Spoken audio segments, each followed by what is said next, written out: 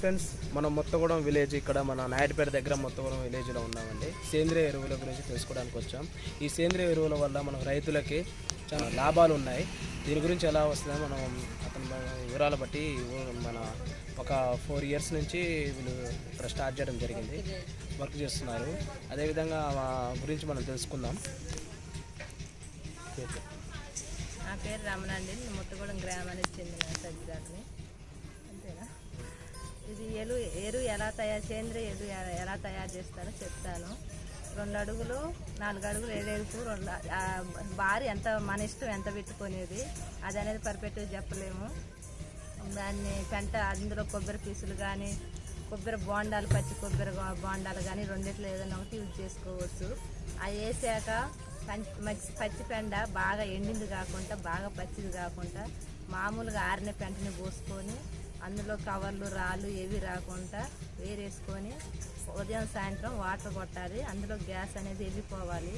ఆ తర్వాత వానపాములు వదులుకున్నాక పచ్చిపేడ చల్లుకోవాలి. మనం పచ్చిపెండ కలాపేసుకున్నట్టుగా చిక్కగా కలుపుకొని బెడ్ మీద చల్లుకోవాలి. చల్లాక గోనె సంచులు వేసుకోవాలి. పోసి వేసినాక ఉదయం సాయంత్రం వాటర్ కొట్టాలి. అందులో జీవామృతం చల్లాలి.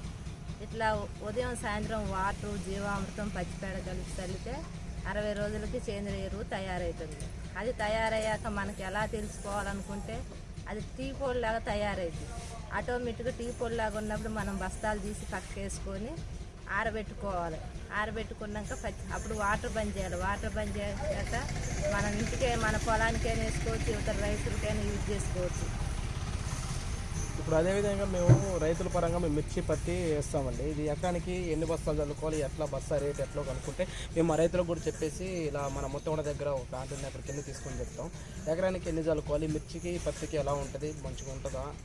మిర్చికి పచ్చికి వేసుకుంటే బాగానే ఉంటుంది. మనం మిర్చికి వేసినా పచ్చికి వేసినా చెట్టు మంచిగా బలంగా గుమ్ముగా ఎత్తుగా వస్తుంది.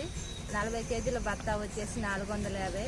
అందులో టైకోటర్మా సోడామన్స్ వ్యాము జీవామృతం వేపపిండి నల్ల బెల్లం ఇవన్నీ 5-6 కన్సలేషన్ అని ఉంది.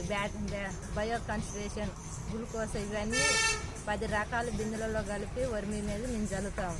అలా చల్లి తిరగేసి 40 కేజీలు ప్యాకింగ్ చేస్తాం. అలా ప్యాకింగ్ చేసిన బస్తాని 450 రూపాయలకి అమ్మబడతాము. చూడాలి ఫ్రెండ్స్, ఇలా అన్ని 3 సరుకులతో సంబంధించిన ఇలా చేయడం వల్ల ఎరువు సరుకులు మనకి ఎకరానికి వచ్చేసరి 6 బస్తాలు అంటే 6 బస్తాలు కానీ 8 బస్తాలు కానీ చల్లుకోమంటున్నారు. దీనివల్ల మనకి మొక్క ఇప్పుడు మిర్చి వేసిన తర్వాత ఏరుకులుడు అనేది చాలా మందికి వస్తున్నాయి. ఇది సేంద్రియ ఎరువులు వాడటం వల్ల ఎకరానికి 6 బస్తాలు చల్లటం వల్ల ఈ ఏరుకులుడు అనేది రాదు. అదేవిధంగా మనకి విపరీతమైన రోగాలు రావడం మీరు చూస్తున్నారు. ఆ రోగాలు రాకుండా ఈ మొక్క తట్టుకోవడానికి సేంద్రియ ఎరువులు చాలా ఉపయోగపడుతున్నదండి. ఓకేనా?